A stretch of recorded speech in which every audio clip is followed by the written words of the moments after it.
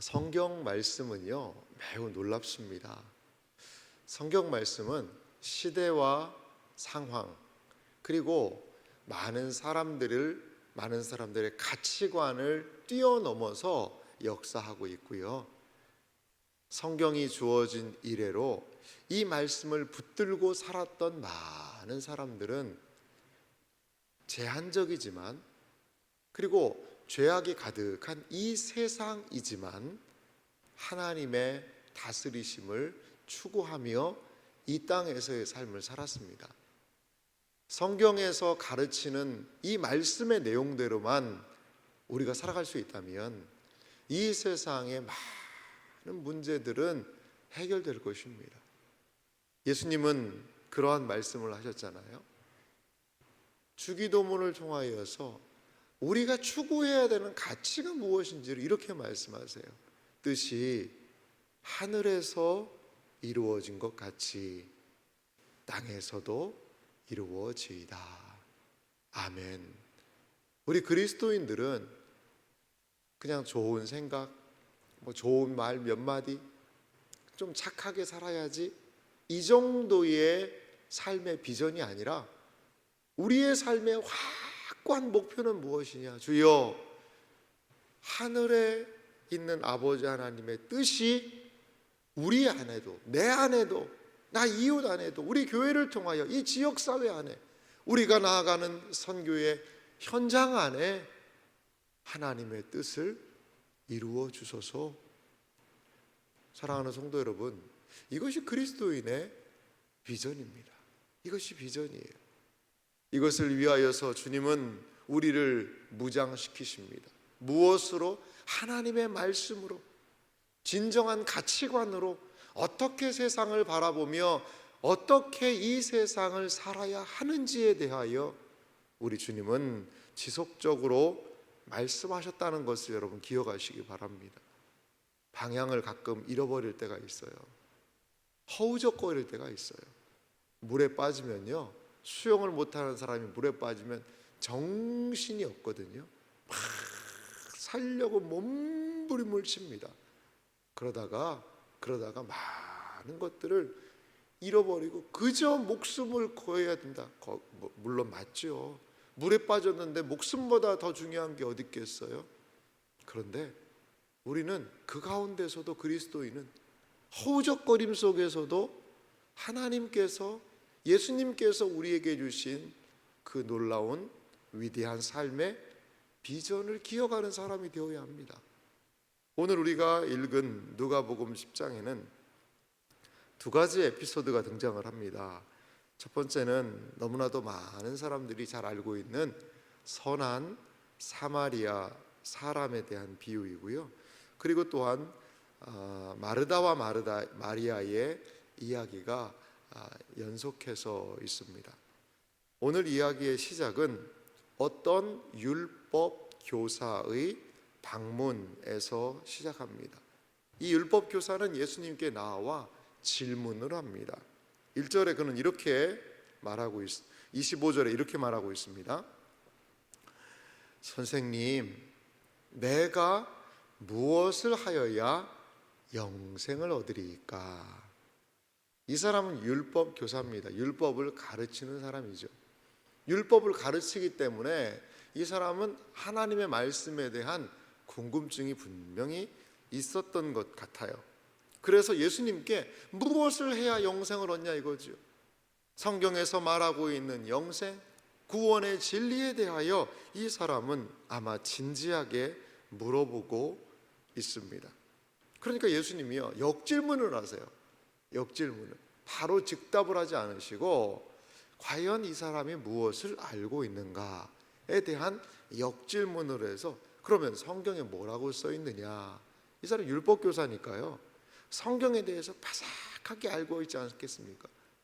이 유대인들의 성경 공부는요, 여러분 놀랍습니다. 놀라워요. 거의가요, 이 율법을 모세 오경 정도는 암송을 한다고 그래요. 모세 오경을 암송을 해요. 어린 아이들 12살 때까지 레위기 정도는요 암송을 시킨다는 거죠. 많은 성경을 암송하고 또 성경에서 주석들을 적어놓은 게 있거든요. 그것까지도 달달달달 외우는 거죠. 고대 랍비들이 적어놨던, 쉽게 말하면 성경 주석들입니다. 미드라시, 거기에서 더 범위를 넓힌 탈무드, 뭐 성경에 관하여서 주석을 달고 해석을 다룬 수많은 책들을 섭렵하는 사람이요, 율법 교사예요. 그 정도 돼야 가르칠 수 있다는 거죠, 이 하나님의 말씀을. 그러니까요, 율법 교사가 영생을 얻는 방법에 대해 정확하게 이렇게 얘기를 해요. 27절 말씀 보시겠습니까? 대답하여 이르되 내 마음을 다하며 목숨을 다하며 힘을 다하며 뜻을 다하여 주 너희 하나님을 사랑하고 또한 내 이웃을 내 자신같이 사랑하라 하였나이다. 아멘. 너무나도 율법의 핵심적인 그런 부분입니다. 여러분 27절 말씀 보십시오. 이 율법교사가 무엇을 얘기하죠? 마음을 다하고 목숨을 다하고 힘을 다하고 뜻을 다하여 모든 할 수 있는 모든 것들을 총체적으로 동원해서 두 가지 하라는 거예요. 주 너희 하나님을 사랑하라. 또 하나, 내 이웃을 내 자신같이 사랑하라. 이것은 뭐라고 그러냐면요, 사랑의 이중 계명이다, 이렇게 이야기합니다. 사랑의 이중 계명. 이 사랑의 이중 계명이 중요한 이유는 뭐냐면 이게 십계명의 근간입니다. 하나님을 사랑하라 1계명에서부터 4계명의 내용이, 10계명이 하나님 사랑의 내용이에요. 이웃을 사랑하라, 내 부모를 공경하라 에서부터 내 이웃에 대하여 거짓 증거하지 말라는 이 말씀, 탐내지 말라는 이 말씀, 6가지가 바로 이웃 사랑에 대한 계명 아닙니까? 이 율법 교사는요, 아주 정확하게 그걸 꿰뚫고 있는 거죠. 그런데 이 사람에 대해서, 영생에 대해서 물어봤잖아요. 예수님이 하시는 말씀은요, 항상 우리의 생각을 뛰어넘습니다. 그럼 영생은 이거다 라는 어떤 새로운 가르침, 정리된 가르침을 주시는 것이 아니라 그가 알고 있는 것에 대해서 정확하게 28절에 예수께서 이르시되 내 대답이 옳도다. 이를 행하라. 그리하면 살리라. 아멘. 자, 예수님은 그래, 그러면 네가 네 것을 행해라. 영생에 대해서 물어봤는데 예수님은 행동에 대해서 이야기하신다는 말이죠. 그러면 우리는 또 머리가, 이 로마서나 이신칭의의 복음에 대해서 알고 있는 사람들은 머리가 좀 복잡해지기 시작합니다. 아니, 분명히 영생을 어떻게 하느냐, 구원을 어떻게 받느냐에 대한 걸 물었는데 예수님은 행하라고? 행동을 하라고? 그러면은 행위로 구원을 얻으란 말인가? 라는 생각이 들 수 있어요. 그런데 그렇게 생각하는 게 아니고요. 여러분, 우리는 이 믿음하고 행위를요, 늘 너무나 분리시키려는 경향이 있어요. 여러분, 이 500원짜리 동전을 보세요. 앞에 날아가는 항 모양이 있으면 뒤에 500 숫자가 있잖아요. 이걸 어떻게 분리를 시키겠습니까? 이거를 잘라가지고 이 앞은 학이고 이 뒷면은 500이라는 숫자다, 이렇게가 안 되잖아요. 그게 하나입니다, 하나. 예수님이 보신 건 뭐죠? 그에게 믿음이 있다면, 구원 얻을 믿음이 있는 사람이라면 어떻게 하는 사람이라는 거죠? 하나님을 사랑하고 이웃을 사랑하는 사람이라는 거예요. 그거를 여러분이 기억을 하셔야 됩니다. 그러니까 너에게 믿음이 있고 너에게 구원 얻을 수 있는 것이 있다면 너가 하나님을 사랑하는 것으로 너의 구원을 보이라는 거죠. 그리고 이웃을 사랑하는 것으로 너의 안에 있는 믿음을 보여주라는 것이죠. 그것이 영생이라는 겁니다. 이 정도에서 맞췄으면 이 사람이 참 진지하게 했을 것으로 우리가 생각할 수 있는데요. 근데 항상 문제예요. 뭔가 인정을 받고 그러면 사람들은 우쭐 해주는 그런 게 있지 않습니까? 내 생각이 옳구나. 그러자 그는 말합니다. 29절, 그 사람이 자기를 옳게 보이려고 예수께 여짜오되 그러면 내 이웃이 누구니까?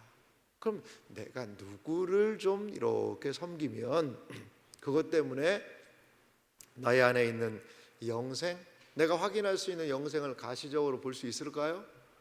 그것을 이 사람은 지금 묻고 있는 것입니다. 그래서 예수님께서 우리가 너무나도 익숙히 알고 있는 선한 사마리아인의 비유에 대해서 이야기를 해요. 이어지는 선한 사마리아인의 비유와 마르다 마리아의 이야기의 비유는요, 예수님이 조금 전에 말씀하셨던 너도 이와 같이 하라 마지막 절입니다만, 그러면 대답하되 이를 행하라 라는 말씀과 연결이 되는 것 같아요. 자, 선한 사마리아 사람은 무슨 사랑이죠? 이웃 사랑에 대해서 이야기를 하고 계시는 거예요. 그리고 마리아 마르다에 대한 이야기의 핵심은 뭘까요? 그것은 바로 하나님 사랑, 하나님의 말씀을 사랑하는 것이 무엇인지를 보여주는 것 같습니다. 그러니까 예수님의 이러한 사랑의 이중계명의 내용이 오늘 본문에서 이렇게 쭉 확장이 되고 있는 거죠. 선한 사마리아인의 비유를 통해 예수님이 하시고자 하는 말씀은 뭐죠? 제사장 레위인이 등장합니다. 강도 맞아서 거의 죽게 된 이 사람을 이들은 외면하고 지나갔다라는 거죠. 제사장, 가장 종교적인 사람이죠. 레위인, 가장 종교적인 그 근거리에서 하나님의 말씀을 가르치고 그리고 수종드는 사람들입니다. 그런데 이들에게 무엇이 부족하다는 거죠? 행동하지 않는다는 겁니다. 이론뿐이라는 거예요. 아마 여기에 이 율법 교사가 저는 포함되지 않겠나 이런 생각을 한번 해봅니다. 이들은 하나님 말씀 알아요. 하지만 강도 만난 사람을 돕지는 않는다는 거죠. 여러 이유가 있을 거예요. 제사장은 만약에 내가 지금 가서 성전 예배를 집례를 해야 되는데, 근데 이 사람 거의 죽게 된 사람을 데리고 가다가 이 사람이 만약에 죽어버린다면 시체를 만지면 제사장은 어떻게 될까요? 부정하게 됩니다. 그러면요, 제사를 집례하지 못하는 거죠.